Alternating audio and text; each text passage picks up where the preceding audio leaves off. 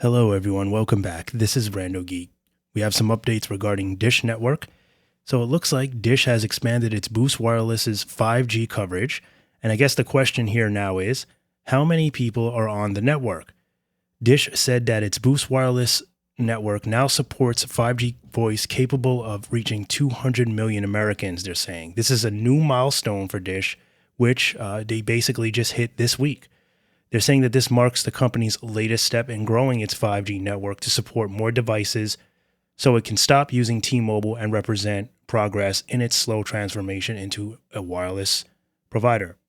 There was a statement here by John Swaringa, which is EchoStar's president of technology and chief operating officer. He says, at Dish, we firmly believe in the transformative power of communication as the fourth nationwide wireless network. He says, we are bringing competition to the wireless industry and more choice to U.S. consumers. So this is excellent news. All right. So, there's a lot going on within Dish. We're hearing about this all the time. Just this week, we got news that the wireless retail chief, Michael Kelly, has resigned. Some people dropped this news early. Then we later on heard it from the press, the media, right? Next day release, 2 days after, whichever it is. But either way, the news has been officially dropped, and some are seeing this as a bad thing. They're basically seeing this as a sign of weakness from Dish because, people are leaving, people high up in high up positions are resigning. Many feel this is happening because Dish is sinking. This has been going on. This topic has been going on for quite some time now. All of 2023, we've been getting all this different news regarding Dish, financial issues, troubles reaching their goals, trouble getting the network out there, getting enough spectrum to build out a successful network. And, then of course, all the internal mess that we keep hearing about. Then we've got some good news, about the merger with EchoStar, which basically has opened the eyes to some consumers, giving a little bit of spark of hope that Dish would have been able to bounce back and launch a successful network, change some of the atmosphere within the Dish network company, and so on and so forth. There are still non-believers out there. There's many that feel Dish is just done, that there's really no turning around, that they've made their bed and now they have to lay in it. Many feel that too many mistakes have been made and that there's not enough reason for Dish to even remain in the game, certainly not be one of the fourth largest carriers in the world. With that being said, there's many ways to look at the situation. Many mistakes, yes, have been made by Dish as a company, the way things have been done. They were handed the opportunity to become the fourth largest wireless network. There were many mistakes made along the way. Dish was not experienced in this area, and I think with any carrier trying to grow, they're going to face struggles. They're going to face obstacles that they have to learn to jump over and get around in order to be successful. Now, there are certain things that Dish can bring to the table that some smaller MVNO companies that would be trying to compete for the fourth largest wireless carrier could never accomplish. Dish is a household name. Okay, they've been around for years with all of their, their cable and all their other businesses and entities wrapped into one, correct? They have a very large net worth. Even though they have a large sum of debt, they are very well established. There's a lot of money that they can tap into, as we've seen, just because of the relationships that they have. Dish has had an enormous amount of luck when it comes to getting privileges from the FCC. And a lot of that is because they built a brand that I guess the FCC felt was worthy of recognizing and giving them a little bit of, leadway because of that. Dish has been around for quite some time now with Dish Network, and I think they've gotten a little bit of respect as a result of that, and I think that's why the FCC has given them enough room to play and tried to work with them so that they could accomplish their goals in order to become the fourth largest wireless carrier. Now, with that being said, as far as the company goes, as far as the products itself, I think there's work to be done. As far as the actual network and what it looks like Dish Native is becoming, many are saying that it's a wonderful network, that it's running good, speeds are good, reliability is good. So I don't think we have an issue with the network here. I think that if Dish could literally just turn things around within the company, maybe the wireless retail chief leaving is a good thing. If we could only get someone with enough experience and enough willpower to help drive the company in the right direction, this would be a good thing. I think if many have said this, switched up the marketing team, had better people in position to market Dish Wireless better. Someone that has a better idea of what consumers are looking for when it comes to wireless plans. Maybe adding more perks, adding more privileges, whatever that reason may be. For me personally, I feel like Boost Infinite is a prepaid brand trying to act like a postpaid plan without the postpaid benefits.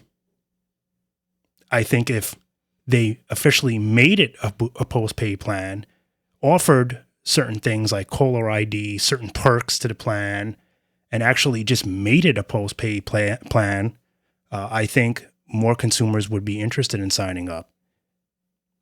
Boost Infinite mimics Boost Mobile too much. There's hardly a difference as far as how you feel as a customer. You still feel like you're on prepaid when you're using Boost Infinite.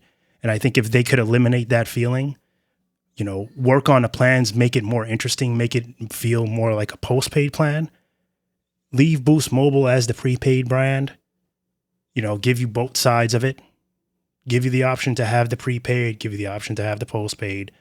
I think it would be a lot more gratifying for customers. I think that they would feel a lot better. It would be more enticing for consumers to sign up.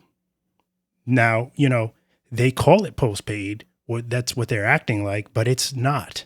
You and I that are watching this, the consumers that are watching this, I'm sure you will feel the same way. It's nowhere near what a typical postpaid plan would be like. But if they had the right people in position, they had a better marketing team, they had a better retail chief, in place, I think that, maybe Dish might have a better chance of continuing to do business and maybe achieving that goal or getting closer to achieving that goal of becoming a fourth wireless carrier. One of the biggest things is that they have been able to build a successful wireless network, reaching a large audience now, and I'm sure they're going to continue to work on the network, strengthen it. If they're able to get more spectrum, if a company like US Cellular does sell off and they're able to partay in some of that, spectrum, that could definitely benefit them. They're still waiting to get their hands on the 800 megahertz from T-Mobile. So there's a lot of things that Dish can do to advance the actual quality of their wireless 5G network. So there's a lot of hope within the actual network. The biggest letdown and the biggest upset for consumers that use Dish is the business, how it's being run, what the product is actually offering in itself, pricing. So, I don't have a magic ball here. I can't see through, a crystal glass and tell you whether or not Dish will be around in a year or two, what the company will actually look like. There are many that are saying that it's not going to be good, that they're foreseeing the future for Dish as to basically just be gone. Many feel there's just no hope left for them. I'm not really sure what side of the ball I'm on, what side of the court I'm on. But what I can tell you is the network seems good. The reviews on the network are very good. Not just good, very good.